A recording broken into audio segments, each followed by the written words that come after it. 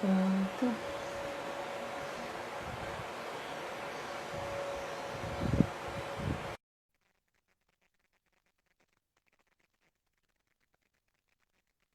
Aguardando aí nosso convidado especial. Aê! Oi, conseguimos! Eu tava acalmando o povo, né, Thaís? Oh. Só ajeitar aqui. Isso aí. Aí, deu certo, né? Show, deu certo. Deu certo. Eu nunca fiz live, então não sei nem como é que era. Eu vi, Eu também tá, tem não, que gente. solicitar. Sabia que tinha que solicitar, não. O Pois povo é, tá chegando né? aí? Oi? Quem é esse? Perguntaram ali, quem é esse? Se apresenta aí, Ah, Thaís. esse. Vai se apresentando Claro. primeiro. Gente, para quem não me conhece, meu nome é Thaís. Eu sou do canal Cristão em Ação. E lá eu falo coisas sobre o dia a dia e problemas, né, que às vezes a gente tem, a gente não sabe como resolver, e na Bíblia tem tudo isso. Então é sobre essas coisas que eu falo. E agora é com você, Jordi. Se apresenta aí, apresenta o seu canal, o seu trabalho. Eu tenho. Meu nome é Jorge Prince, eu tenho um blog que eu comecei há pouco tempo, despretensioso, somente para compartilhar coisas, pensamentos que tenho e teve pessoas que sugeriram e está sendo divulgado e é de conteúdo cristão, teológico, sempre dando um olhar na cultura e no mundo à nossa volta e Uhum. comentando e refletindo isso à luz da palavra de Deus. O povo está Isso. chegando aí. É, tá chegando. Para quem Gente, não desculpa a sabe, inexperiência. é, para quem não sabe, e tá chegando aí agora, e como é que esses dois se conhecem? Eu e Thaís somos primos. Isso. Desde que a gente Estamos nasceu, né, longe um do Thaís? outro. Sou 11 Então, dias mais velho que tu, tem que me respeitar. sempre essa desculpa aí. Enfim, gente. Então, como é que surgiu essa ideia da live? Foi um pouco engraçado, porque o Jordi fica postando algumas coisas do status dele no WhatsApp. E aí ele postou uma coisa que me chamou muita atenção, que foi todo mundo vai trabalhar no céu. Aí eu fiquei assim, como assim todo mundo vai trabalhar no céu? Eu já fui perguntar para ele, Jordi, o que você quis dizer com isso? Aí ele falou, né? Aí ele começou a explicar e aí surgiu a ideia desta live maravilhosa e abençoada. Hum, E vamos começar. vamos Então, começar. vamos começar, né? Então, gente. Então, nessa quarentena, assim, o que eu tenho percebido é que as pessoas estão muito preocupadas porque muitas perderam o emprego porque os donos de empresa e tudo mais, elas não podem ficar sustentando por muito tempo pessoas que não estão trabalhando. E essas pessoas acabaram perdendo, né, o sustento da sua família e tudo. Então, e muitas pessoas já acham, eu estou aqui sem fazer nada e tudo, né? E assim, o que é o trabalho para o cristão, no caso, o que seria? Isso, eu e Thaís viu meus status lá, que eu botei que no céu a gente continua trabalhando. E aí a gente Exato. começou a conversar e refletir sobre esse assunto. O trabalho em si é uma vocação e uma missão que cada ser humano tem para exercer aqui na Terra, exercer aqui nesse planeta. E Deus deu essa vocação a cada um. Então o trabalho é um serviço e o trabalho é uma coisa boa. E o trabalho só é uma coisa boa porque o trabalho começa em Deus. Deus é trabalhador. Em João e também olhando em Gênesis, nós vemos que Deus está trabalhando desde o princípio. Jesus Cristo fala, né? Eu e o Pai trabalhamos desde a criação do mundo, desde o princípio. E Uhum. é no haja a luz que surge o trabalho. Deus é um Deus empreendedor, inclusive. Ele investe, empreende, ele cria algo do nada e ele cria para o louvor da sua glória, sim, com certeza, mas cria também para que outros sejam beneficiados com o trabalho dele, que foi a criação. Entendeu? Mas todo investimento também tem um risco, entendeu? Que no caso, Deus já sabia muito bem de quais eram os riscos disso, que foi até o sangue do seu Filho amado, Jesus Cristo. Então o trabalho nada mais é do que um mandato de Deus e uma missão de Deus para todas as pessoas. Então, isso é o trabalho. O trabalho é uma missão e o trabalho é uma vocação. Quando a gente abre Gênesis 2, nós vemos ali algo chamado mandato cultural, onde Deus ordena que o homem exerça domínio, poder, administração sobre o planeta. E ele fala assim, ó, se multipliquem, sede fecundos, sujeitem a terra, trabalhem nela. Essas expressões e esse mandato cultural de Deus é um mandato para exercer domínio, para a gente montar sociedades, para a gente montar culturas, para da matéria criada por Deus nós criarmos coisas também. Entendeu? Então Deus acaba fazendo da gente participantes na sua missão. E é disso que se tratou o trabalho. E sabe, assim, o que é mais engraçado? É que antes de eu estudar esse capítulo, né? Eu achava que o trabalho tinha vindo depois da queda do homem, né? Eu acho que todo mundo pensa isso. Todo mundo pensa assim. E às vezes eu pensava assim, oh, caramba, se Eva não tivesse comido aquela maçã, eu estaria na boa lá no Jardim do Éden. E aí que vem esse equívoco, né? Porque a maioria das pessoas acham que o trabalho veio por conta do pecado. E isso. O que a teologia do trabalho diz sobre isso? Então, aí é que começamos. Na verdade, o trabalho sempre existiu. O trabalho é pré-queda, não pós-queda. Deus entrega um trabalho a Adão e Eva, que era o trabalho de cultivar e arar o jardim. Isso é trabalho. Entendeu? E o próprio Deus foi o primeiro trabalhador da existência. O que a gente às vezes fica pensando foram as consequências pós-queda, consequência pós-pecado, do que foi atribuído ao trabalho, que se acrescentou, que é estresse, fadiga, penoso. Deus falou, ó, agora, Adão, as plantas, o que você cultivar vai dar espinho, você vai ter que suar para comer o pão diário. Mas antes da queda não tinha isso. Então, o que a teologia do trabalho vem dizendo é que nós temos que reorientar o nosso pensamento para uma visão correta sobre o trabalho. Porque se nós olharmos o trabalho como castigo, como um problema que vem só depois da queda, nós vamos nos prejudicar muito na nossa vocação dada por Deus, na nossa missão dada por Deus, e não vamos executar corretamente aquilo que Deus nos deu. O trabalho, Gênesis 3 é onde o homem peca, é a queda.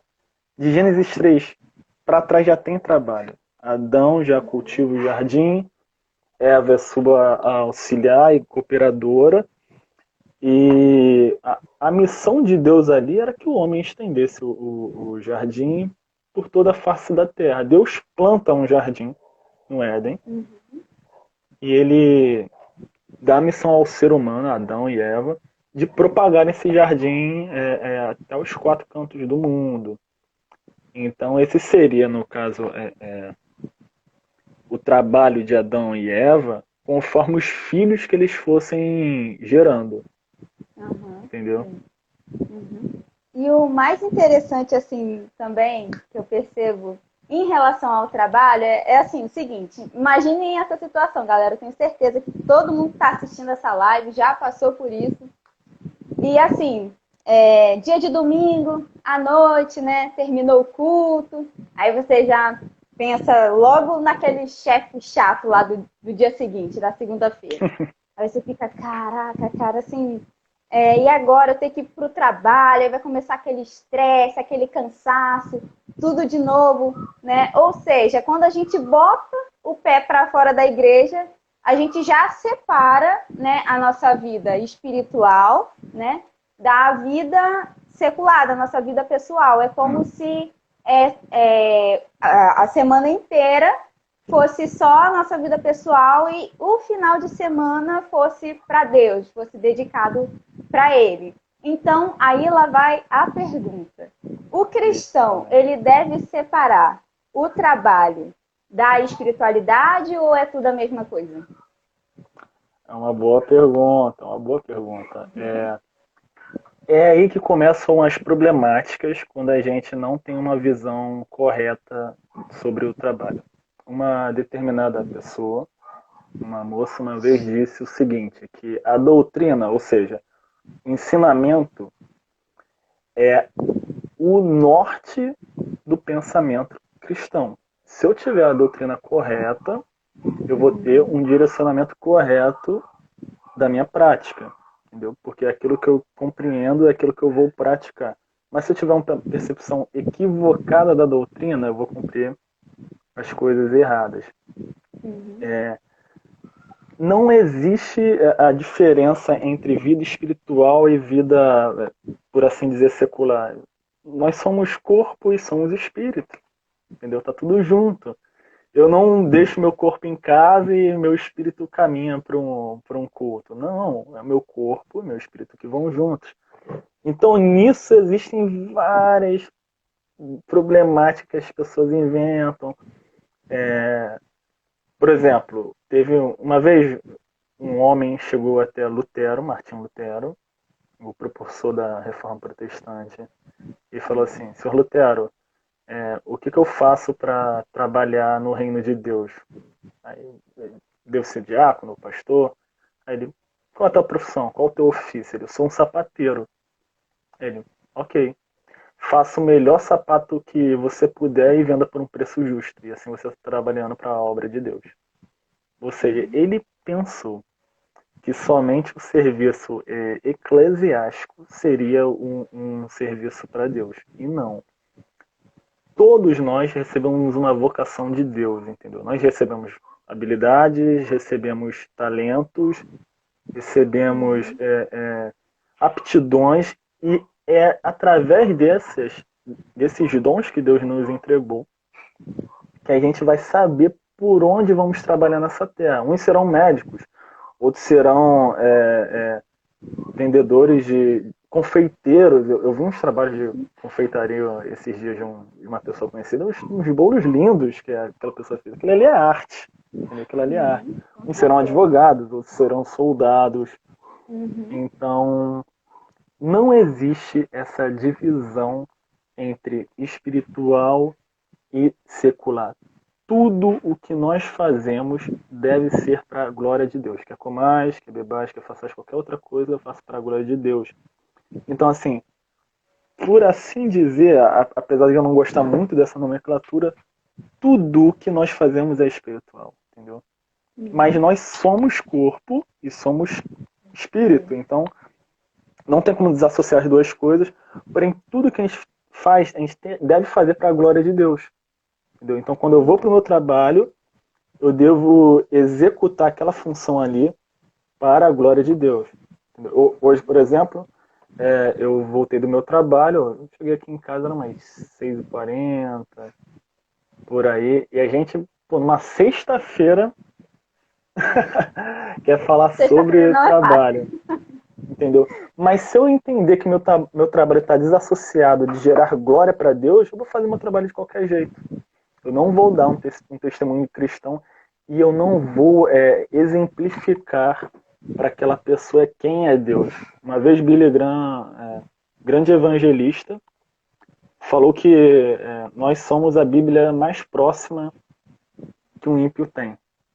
Entendeu? Então ele vai ler a gente primeiro para depois a gente poder abrir a Bíblia para ele ler. Então, se eu desassociar aqui, o meu ofício, o meu trabalho não tem a ver com o espiritual, ou seja, não tem a ver com gerar glórias a Deus, eu vou executar isso de forma correta, não vou gerar glória para Deus, vou pecar e vou perder uma oportunidade de mostrar que Deus é trabalhador e tem feito uma obra no mundo, que é essa obra de missão, de propagação do evangelho para todo aquele que crê ser salvo.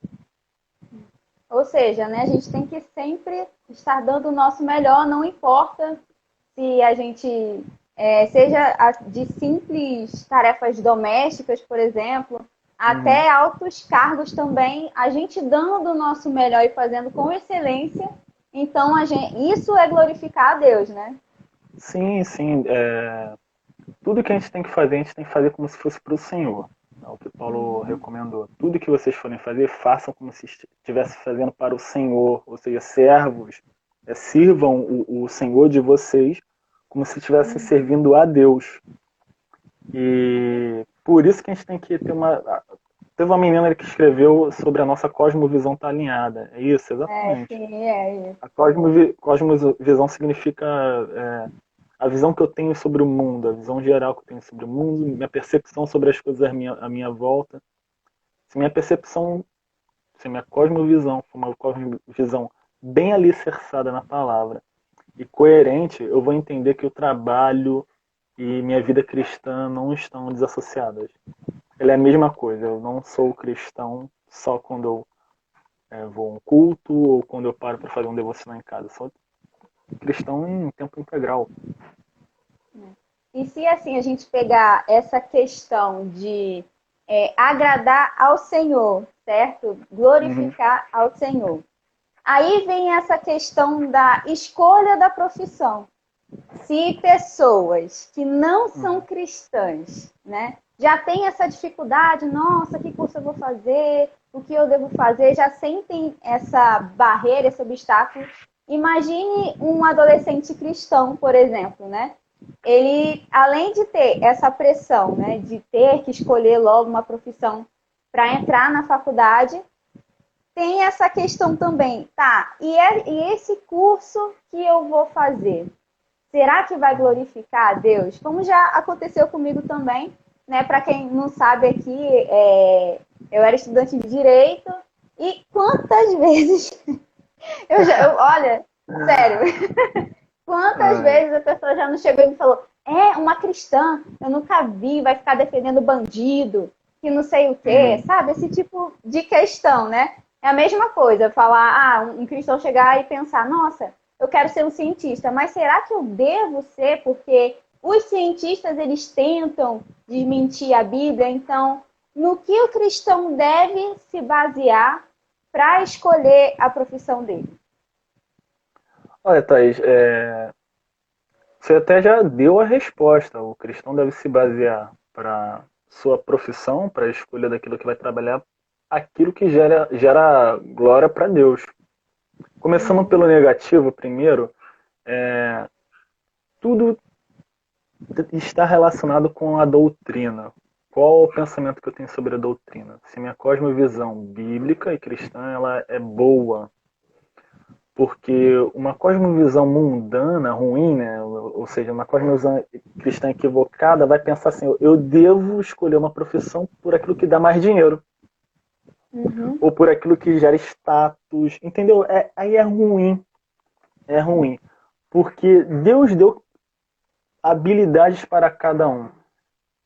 E segundo essas habilidades, a pessoa vai perceber por onde ela vai começar a executar a missão de Deus do trabalho, para que gere glória e honra para Ele. Acho que é de percepção comum a todos essa chatice de não trabalhar. É muito ruim não trabalhar, é muito chato. Eu acabei ficando suspeito da Covid e recebi um laudo médico para ficar 14 dias em casa e como é chato ficar em casa. É chato pra caramba. Teve uma vez que eu já fiquei... Hã? Não, eu também estou aqui em casa, assim, nesses dias de quarentena, porque como eu trabalho em estética, né? Então, a gente não pode ter muito contato com as pessoas, então tá totalmente proibido aqui. E eu tô pra pirar aqui em casa, né? Eu fico arranjando uma coisa, arranjando outra. A gente não consegue ficar parado dentro de casa. Não, Parece que é uma coisa assim, nossa mesmo, né? Uma coisa natural. sim. Isso é porque fomos criados para trabalhar. Entendeu? Nós fomos criados para trabalhar. Deus nos criou para trabalhar. Tenho visto que chegou pessoa nova aí na live. Anteriormente, só buscando um ponto que a gente entrou, é que o trabalho já existe antes da queda, antes do pecado. Deus já botou. Deus foi o primeiro trabalhador e Adão já lavrava e arava o jardim, cuidava do jardim antes do pecado. Então, o trabalho já existe antes do pecado. Então, não trabalhar gera essa ânsia de falta de sentido, falta de significado, falta de utilidade. Então, eu devo me basear para procurar que profissão devo seguir segundo os meus dons, segundo as minhas características pessoais, segundo as minhas habilidades e aptidões, porque é por aí que eu vou descobrir para qual vocação e missão Deus está me chamando, para que área eu devo executar o grande trabalho dele, que é de honrá-lo, glorificá-lo e espalhar na face da terra a sua imagem e a sua semelhança. Agora é ruim se eu for tentar querer buscar um trabalho por posição social, status, para agradar pessoas, acontece isso, de pressão familiar, família querer escolher pela gente o que a gente quer trabalhar, e também por dinheiro, porque o dinheiro, como um fim em si mesmo, não traz satisfação. Quantas e quantas pessoas trabalham por dinheiro e são insatisfeitas? Porque o trabalho não é não consegue, porque o trabalho foi feito para glorificar a Deus. Quando eu fujo dessa missão, que é glorificar a Deus, meu trabalho se torna algo penoso além da conta. Já tem um pecado para contribuir. Às vezes ser estressante, ser chato. Tem aquele colega complicado. Ou E o aquele chefe patrão. também. O chefe é muito O rígido. pessoal vive reclamando de chefe. Funcionários também atrasados, fazem corpo mole, um monte de coisa. Então já tem um pecado para contribuir. E ainda eu direciono o meu ofício para a maneira errada. Então, se a pessoa for buscar por dinheiro, ela vai ficar insatisfeita, porque ela vai ver que um montão de dinheiro, no final das contas, não traz satisfação. Se ela for fazer isso por agradar os seus, a família, alguma coisa assim, ela vai perceber que ela não está satisfeita. Ela não vai ficar satisfeita porque ela está fazendo algo que é para os outros e não aquilo que ela recebeu habilidade para fazer. Então, creio que seja por aí, tá? A gente, primeiramente, buscar o que glorifica a Deus. Em segundo lugar, aquilo que nós temos habilidade para fazer. Mas em terceiro, nunca deixando de observar que o serviço para Deus nem sempre é aquilo que a gente gosta e quer. Ou seja, às vezes você pode entrar em um trabalho não porque você escolheu, mas porque você conseguiu um emprego. Mas trabalhar não é só sobre o que você gosta de fazer, mas porque é necessário trabalhar também. Então não vamos descartar essa possibilidade de pessoas que trabalham com aquilo que não é do agrado dela. Mas a questão não é sobre, para o cristão, a questão não é sobre o que nos agrada. Já não vivo mais eu, mas Cristo vive em mim. Então é sobre para quem eu estou trabalhando. Se eu estou trabalhando para a glória de Deus, independente se é aquilo que eu gosto ou não, eu devo trabalhar da melhor maneira possível. Mas a nível de escolher, seguem esses 3 pontos aí. Então, ou seja, né, assim como a Andressa, né, que ela perguntou aqui, né, o ponto central é a motivação, porque vou escolher tal profissão, né? Ou seja, né, ela está perguntando se o ponto central para escolher uma profissão é a motivação, se pode ser, ou então se é somente, você tem que escolher coisa somente para a glória de Deus, né? Mas, ou seja, né, tudo o que a gente faz tem que ser para a glória de Deus, certo? Sim. Essa é a motivação, na verdade. A Andressa fez uma boa Exatamente. pergunta e essa é a resposta. A nossa motivação é a glória de Deus. Claro, nós Exatamente. temos nossas A gente preferências. glorifica a Deus dando. A gente glorifica a Isso. Deus dando o nosso melhor, né?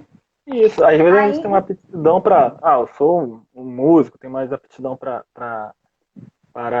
cantar. Mas se o músico não conseguir um trabalho na área musical, e ele, por exemplo, for, não sei, um camelô, mas se ele fazer para a glória de Deus, ele vai ficar satisfeito com o próprio trabalho. Tem um pastor muito legal, velhinho, chamado John Piper, e a frase, assim, marcante dele é que nós estamos mais satisfeitos em Deus. Não, nós estamos mais satisfeitos quando estamos satisfeitos em Deus. Ou seja, se você uhum, fizer para a glória de Deus, dependente daquilo que você está fazendo, você vai ficar satisfeito porque é para Deus. uhum, é isso aí. Aí, então, né, eu creio que a gente já respondeu nessa conversa que qual é o objetivo do trabalho para um cristão em si, que no caso já é, né, a glorificação de Deus, certo? Sim, quando Deus entrega trabalho nas mãos de Adão e de Eva, o Uhum, seu objetivo ali é para que a imagem de Deus impressa no homem, ou seja, Adão e Eva eram imagem de Deus, e ele fala, ó, sejam fecundos, multipliquem-se. Deus estava ali dando um objetivo para o trabalho de Adão e Eva, que era procriar, gerar outras imagens e semelhanças de Deus, e essa imagem e semelhança preencher todo o planeta. O nosso objetivo de trabalho não é muito diferente do deles. É também essa glorificação da glória de Deus. Porém, também, o trabalho ele tem como objetivo o bem comum. Entendeu? Quando Deus cria a luz, ele não cria só para ele. Ele cria para nós.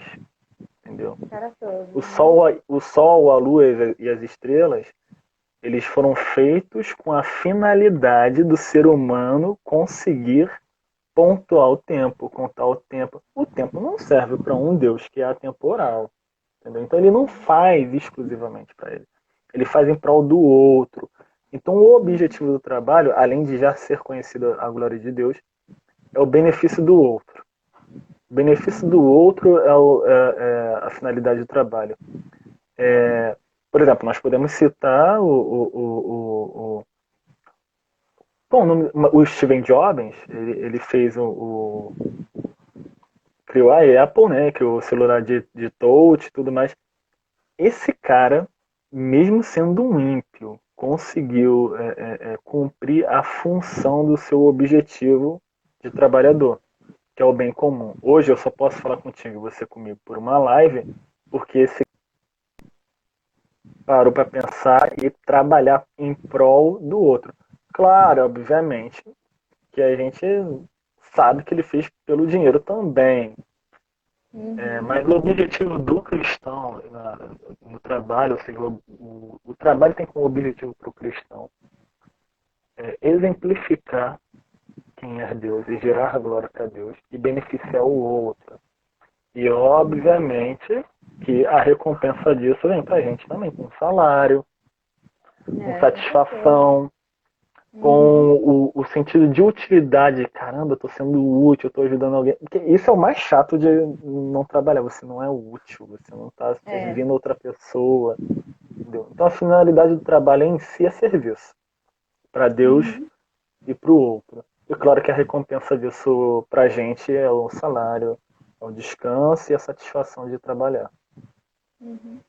Sabe o que eu acho assim muito interessante? Eu estava lembrando, né, uns minutinhos antes da live, é que, por exemplo, se uma pessoa que tem uma renda mais baixa, ela não trabalha, ela é considerada preguiçosa. Agora, se uma pessoa, presta atenção. Uhum. Agora, se uma pessoa que é mais assim, sabe, né, abonada, entendeu? Tem mais uma Uhum. graninha, né, e ela não trabalha, ela é considerada, né, ter uma vida boa, né? Tipo, ou seja, as pessoas elas não se importam muito assim, por exemplo, se uma pessoa, nada contra ricos, tá, gente? Não é essa questão aqui. Mas é que geralmente acontece. Por quê? Porque é uma vida que, poxa, todo mundo queria ter, né? É uma vida mais tranquila, sem preocupação com conta, né? Ficar ali na folguinha, né? E tudo. Mas tem, por exemplo, uma pessoa, um filho de um empresário, digamos assim, né? Já Sim. completou colégio, já fez até faculdade, mas não faz nada da vida. Mas mesmo assim, ele não, ele ainda é meio que assim admirado pelas outras pessoas, sabe? Por conta desse quesito aqui, se é que vocês me entendem, né? Então isso acaba sendo uma idolatria à preguiça, né? Sim. E não só nesse aspecto. Por exemplo, estamos numa sexta-feira. E aí existe uma frase que não se engane, Thaís, não se engane, gente. Os mínimos termos expressam o pensamento desse mundo e do Deus desse século, que é Satanás. Quando a gente fala sextou, é porque... Quem nunca falou isso, gente? É verdade. Eu, por exemplo, já falei, mas se a gente parar realmente para pensar, quando a gente fala sextou, a gente está alimentando a idolatria preguiça. Idolatria preguiça. Eu não posso ir para o trabalho na segunda-feira pensando na sexta. Isso é uma idolatria preguiça. Eu estou desprezando o trabalho. Como se o trabalho fosse intrinsecamente ruim. E o trabalho não é ruim, o trabalho é bom. Deus é trabalhador, Deus entregou o trabalho muito antes de haver pecado. O trabalho é bom. O que acontece são as consequências do pecado que influenciam no trabalho. Mas quando eu falo sextou, quando eu penso mais na sexta-feira, já desde a segunda, isso é uma idolatria preguiça. Eu tô até com um livro aqui, ó. Deixa eu ver se dá para o pessoal ver. 6 sermões contra a preguiça. Thiago Cavaco, um pastor português, Portuga, sabe-se que o cara é bom. Thiago Cavaco, ele diz que a preguiça é um pecado que as pessoas não riem sobre isso, brincam sobre isso, entendeu? É um pecado aceitável. E aí os memes que fazem, né? Assim, botando a preguiça lá em cima. Tipo assim, por exemplo, eu vejo uma pilha de louça ali, eles falam com o maior orgulho que não lava. Entendeu? Eu fico assim, meu Deus do céu, isso é uma coisa básica que todo ser humano tem que fazer, lavar uma louça, varrer uma casa, lavar uma roupa. E as pessoas ficam, tipo assim, achando mó barato, assim, nossa, eu não lavo uma roupa, eu não varro uma casa. E ainda depois diz que quer casar, que quer fazer essas coisas, né? E então, isso acaba meio que sendo uma idolatria à preguiça, implementada assim sutilmente nas pessoas, né? Por uma brincadeira. Essa é a pior que tem. Muitas coisas grotescas são inseridas e aceitas pra gente porque existe um tom de brincadeira, um tom humorístico, mas a gente tem que tomar muito cuidado. É assim mesmo que o sistema mundano, no sentido satânico, acaba influenciando a nossa mente aos poucos. Ninguém oferece, toma aqui um copo de veneno e bebe. Não, a gente bota uns pinguinhos até matar. Então, o Thiago Cavaco, ele fala no seu livro que a preguiça talvez seja um dos piores pecados que existem. Porque ela te dá preguiça de louvar a Deus. Ela te dá preguiça de gerar glória para Deus. E te dá preguiça de combater o pecado. Entendeu? Não, e também ela, assim, a preguiça, ela te prende, sabe? Ela não deixa você sair do lugar. Porque, assim, a preguiça é um meio de sabotagem, na autossabotagem que a gente faz, entendeu? Por exemplo, tem que estudar. Mas aí depois olha assim, não, mano, vou deixar para amanhã. Aí chega o dia seguinte, aí vai para amanhã. Aí, quando menos se espera, não estudou nada. Por quê? Por preguiça. Entendeu? Então, No pecado, Eu assim, vi a aqui, gente tem que tomar muito cuidado. eu vi aqui que a Dani colocou, ó, Isaías 53, né? E Uhum, diz, e diz ele, né? No caso, Isaías 53 fala sobre a profecia do Messias, que virá e diz assim: verá o fruto do trabalho da sua alma e ficará satisfeito. Em outras versões que diz, e verá o penoso fruto do seu trabalho. O pastor Neander, reitor do Seminário Teológico Betel, no Rio de Janeiro, diz que, inclusive, essa daí é a melhor definição de igreja. Um dos melhores versículos para definir igreja. O penoso trabalho de Cristo que ele conquistou. Então, se Cristo penou em seu trabalho de salvação, é uma grande ofensa ao nosso Salvador eu ser preguiçoso. Porque ele e o Pai trabalham desde já. Entendeu? E preguiça nunca é passiva. Nunca é só passiva. Quando eu tenho preguiça, eu prejudico a outros. Porque se eu trabalho algo que eu faço para os outros, não trabalhar prejudica os outros também. Não é algo só sobre mim. Entendeu? uhum. É sobre os outros também. Preguiça é egoísmo. E, gente, esse livro aqui, procurem, recomendo. Muito bom mesmo. Ele trata sobre preguiça de um modo sensacional. A preguiça, assim, eu acho que é um dos pecados que Deus mais, assim, abomina e detesta, entendeu? Porque, Provérbios fala disso. exatamente, era isso que eu ia falar. Provérbios, assim, ó, esculacha os preguiçosos. Ele só fala assim, ó, quem quiser trabalhar, que trabalhe, mas quem não quiser, não coma. Nesse nível Isso. bem Paulo, rígido, né? Então, para vocês verem que a Paulo preguiça... fala isso, né? Ó, quem quer trabalho, então não come também.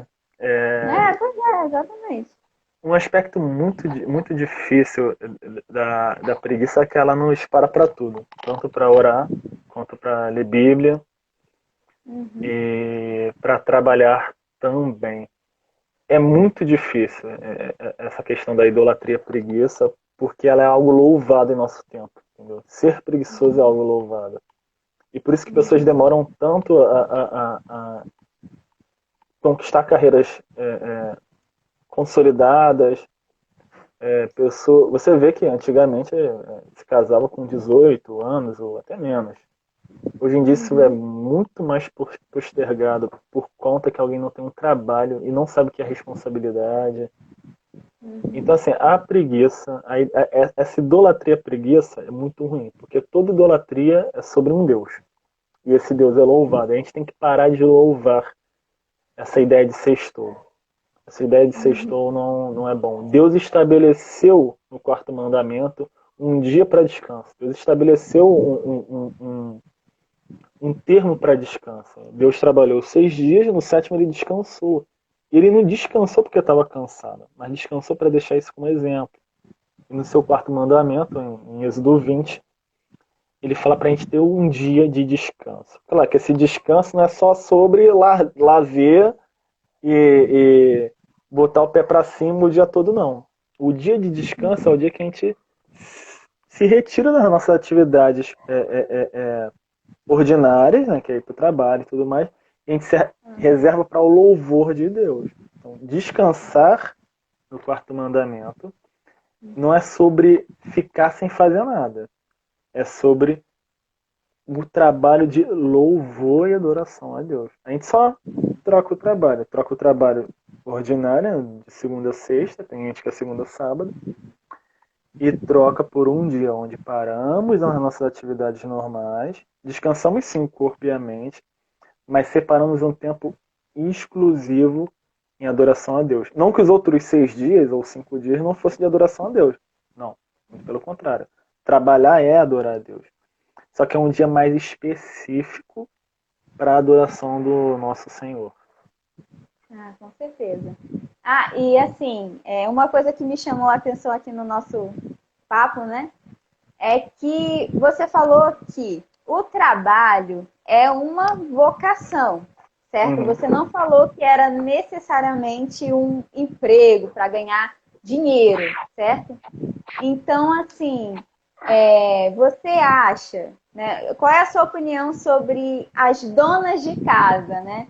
Porque às vezes tem mulheres assim que não se veem trabalhando, mas sim cuidando da família, né? Ou seja, né, a vocação dela é essa: cuidar da família, fazer comida, limpar uma casa. E aí, para a teologia, o que diria assim sobre as donas de casa? Trabalho. E muito trabalho. Bastante, né? Gente, As mães que o digam. é, eu já tive alguns trabalhos e funções em relação a serviço de limpeza mesmo. Gente, isso é muito trabalhoso. Claro que hoje em dia eu não sou mais dessa função e não executo como uma dona de casa executa, obviamente. Mas, gente, ser dona de casa é muito trabalhoso. Nossa, Muito é mesmo. trabalhoso. Ainda mais quando você tem filhos. E o filho chama toda hora, né? Mãe, mãe, mãe, mãe, mãe, mãe. E a mãe tá fazendo comida, e a mãe tá lavando roupa, e a mãe tá limpando a casa. E aí vem até aquele meme lá do TikTok, né? Ô mãe, ô mãe. E a criança chamando, chamando. Gente, é muito trabalhoso. E é trabalho sim, porque em Gênesis, capítulo 1, ali no versículo 28, quando Deus fala multiplicar, ele está falando que ser família é um trabalho. Quando ele fala multiplicar e frutificar, Deus torna homem e mulher fecundos, e se ele torna eles fecundos e diz que isso é trabalho, é porque isso é trabalho sim. Ser dona de casa é muito complicado. Aqui, ó, a Dani colocou até mais que em É empresas às mais que vezes. empresa. Verdade, Não, é porque, verdade. As assim, pessoas menosprezam esse serviço. exatamente, principalmente alguns maridos, né, chegam em casa do trabalho, né, e eles pensam que por terem um emprego, por ficarem um dia todo fora e por sustentarem a casa, e acham que tem o direito de chegar na esposa, né, e falar: ah, você não faz nada o dia inteiro, só fica aí cuidando das crianças, assim, menosprezando totalmente o trabalho da esposa, né? Porque cuidar de filho não é fácil, porque filho fica doente, filho faz bagunça, filho não quer fazer lição de casa, você que tem que educar, puxar a orelha e tem que arrumar a casa, essas coisas, entendeu? Então, dona de casa engloba tudo isso, né? Porque a mulher que, assim, o homem é o cabeça da casa, né? Mas a mulher é a base, né? A mulher que ajuda o homem a comandar ali a família, né? Então, se não tiver dona de casa, se não tiver mãe, Sim, já era. dona de casa, todo serviço, todo ofício digno é trabalho e é digno de recompensa, descanso, do louvor. E todos eles também são para a glória de Deus. Porque se trabalho é algo que eu faço para Deus e para os outros, e me gera uma recompensa, dona de casa também. Você cuidar da sua casa, você está manifestando o cuidado de Deus. Você está expressando a organização de Deus. Deus muitas vezes se porta como a figura de um pai, entendeu? Por às vezes é dito que Deus é como a galinha que ajunta, no caso do Antigo Testamento, o Israel dele debaixo de suas asas. Então, se Deus se porta também como uma figura paterna, uma figura familiar, e Ele é a nossa família, nos trata como família, isso é trabalho também, porque isso traz benefício para outros. Por exemplo, no caso do marido que foi trabalhar, ele chega em casa, já tem as coisas preparadas para a recepção dele de volta do seu trabalho, do seu ofício, os filhos estão sendo educados, isso tudo está gerando glória para Deus, entendeu? Então é trabalho sim. E é exatamente para isso que a teologia do trabalho serve, né? Para mudar essa visão das pessoas, principalmente dessas pessoas que têm, vamos dizer assim, um preconceito, né, com trabalhos que não ganham muito, e até com donas de casa mesmo, porque as pessoas.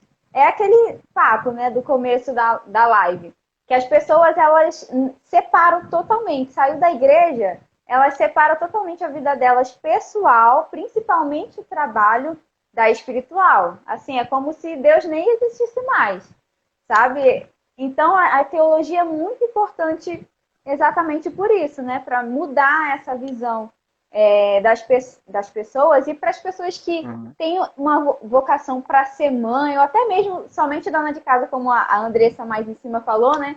Que ela falou que ser dona de casa, sem ter filho, é trabalho do mesmo jeito, né?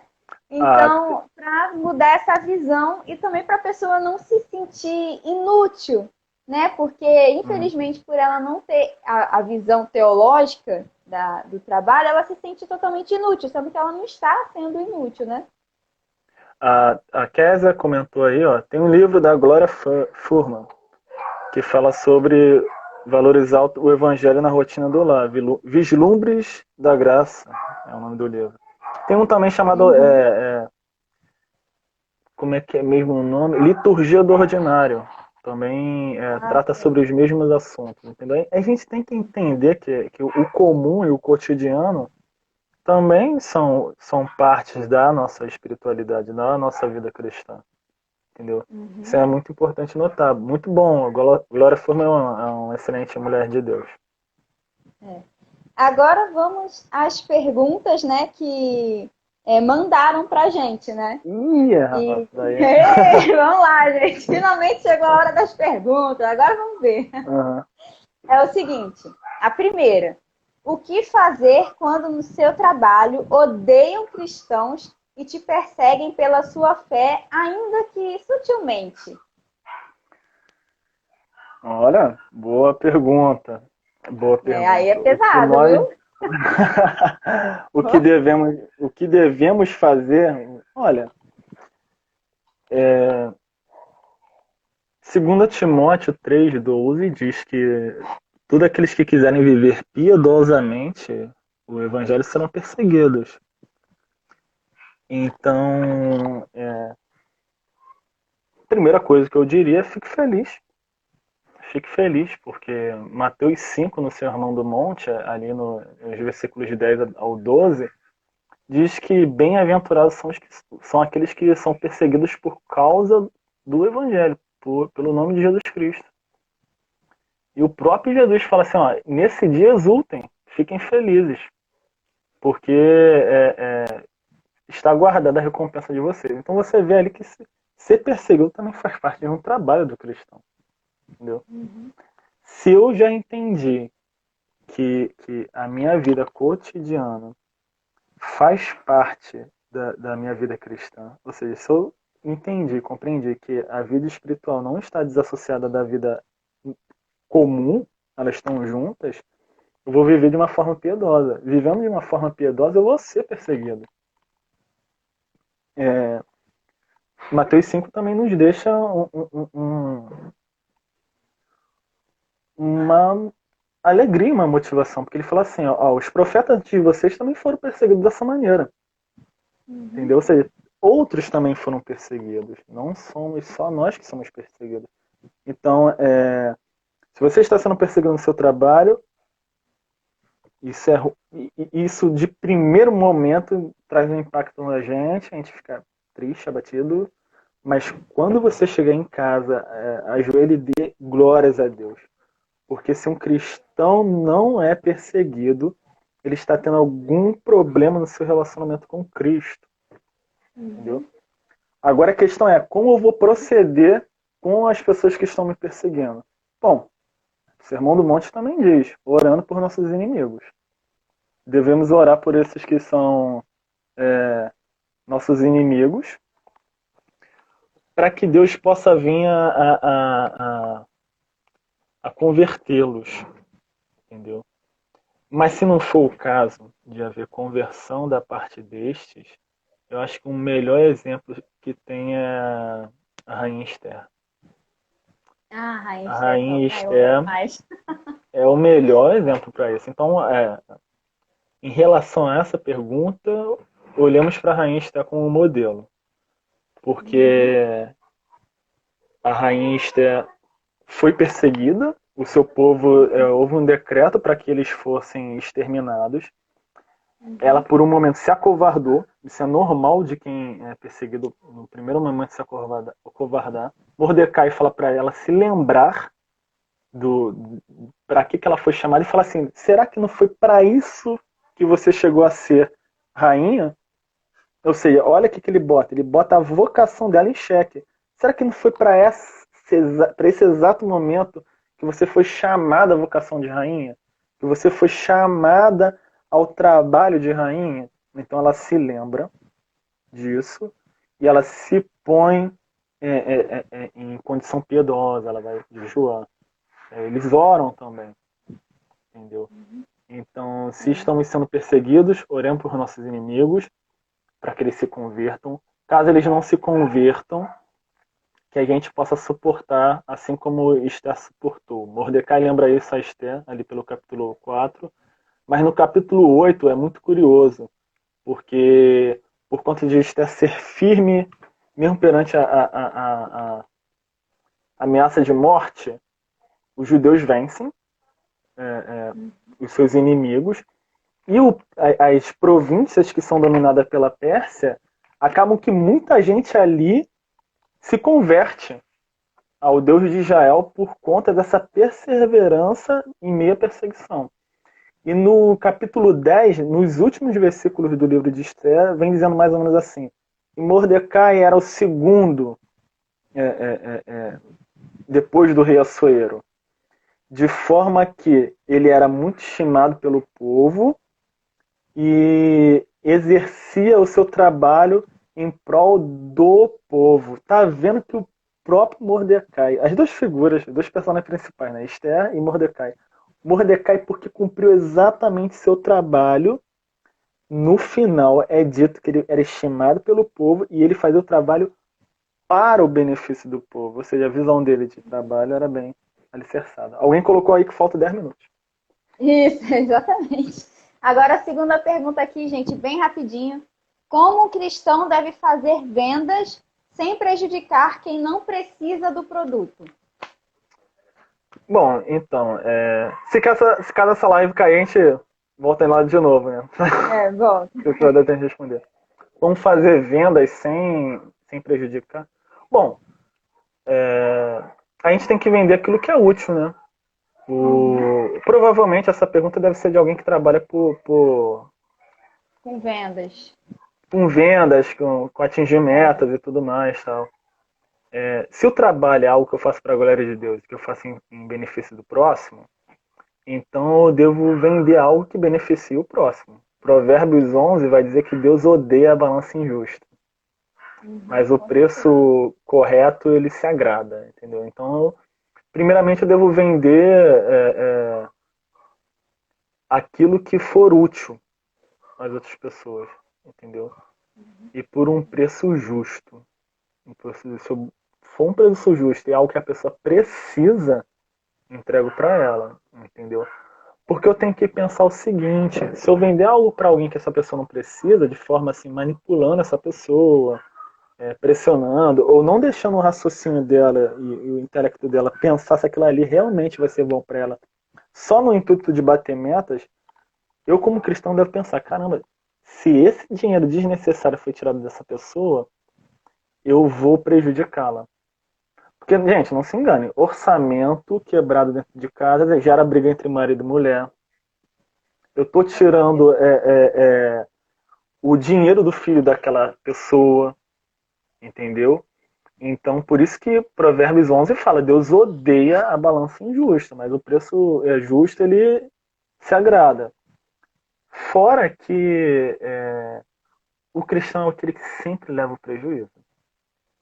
Então, se você não conseguir bater suas metas, para a pessoa que perguntou, se você trabalha por metas e você não conseguir bater suas metas por conta que você trabalha de forma justa, você tem um galardão nos céus. Glorifique a Deus por isso. Na parábola vamos falar de dinheiro, né? Na parábola de Lucas 15, o filho mais novo, quando volta, o maior prejudicado é o pai. Porque o pai tem 100%. Ele entrega os 50% para o seu filho desperdiça tudo. Quando ele aceita esse cara de volta, ele aceita ele como herdeiro de volta. Esses 50% que sobraram vai se dividir novamente. Perdão, né? O pai perdoou. Perdoar é assumir o prejuízo. Ali foi 75% da herança, de todo o trabalho do pai. Uma vez também o pastor Neandro do Seminário Teológico Betel, no Rio de Janeiro, falou que ali onde está escrito em Lucas 15, o pai repartiu seus bens, no original está escrito, e o pai repartiu sua bio. Bio significa vida, de biologia, né? Ou seja, o trabalho de um homem e as terras de um homem, a fazenda, era somente o fruto das suas mãos. Era a vida daquele cara. Não foi isso que Deus fez? Ele não assumiu o maior prejuízo por nós? Ele não entregou o seu Filho amado, Jesus Cristo? Lembra que a gente falou lá no início da live, Deus é um empreendedor, ele é o primeiro empreendedor.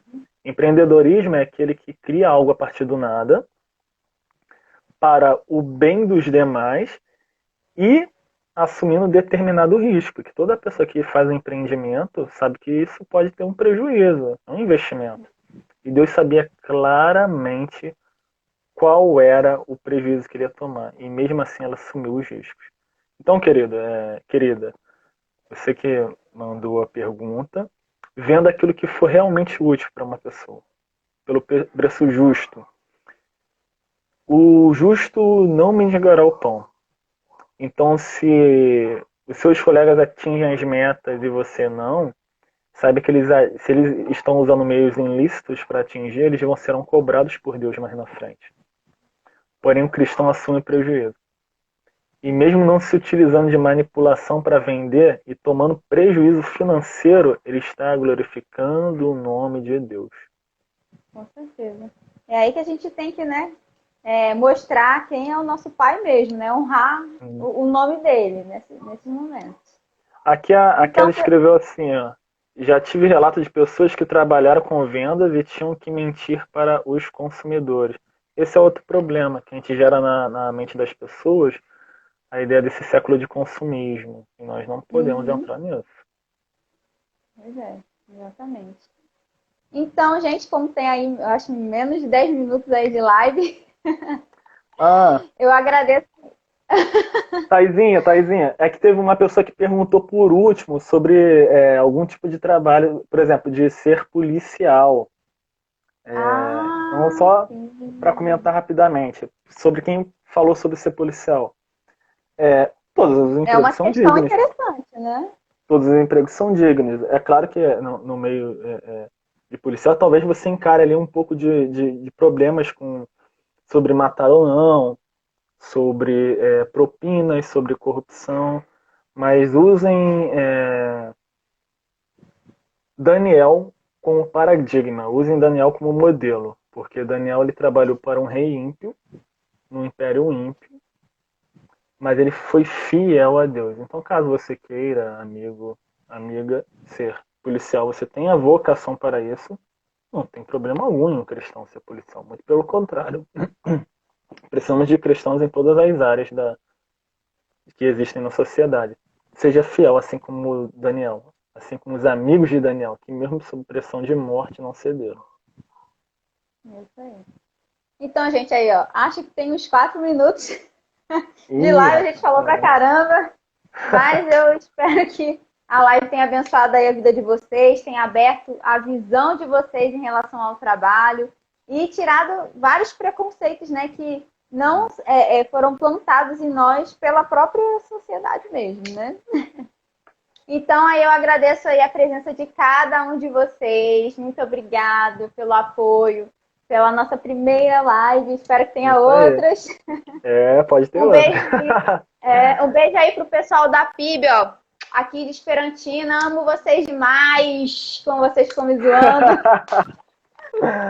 Gente, pessoal, eu já vi o pessoal botando um monte de X no final do meu nome. Eu vi aqui também. Era zoação isso! Entendi a referência. Capitão América. Gente, sigam nossos canais aí também. Seguidores da Thaís. Exatamente. Se puderem me seguir. Meus seguidores, se puderem seguir a Thaís também. Nós somos primos, para quem não sabe aí. Não pegou o início da live. Hoje. Tchau, gente.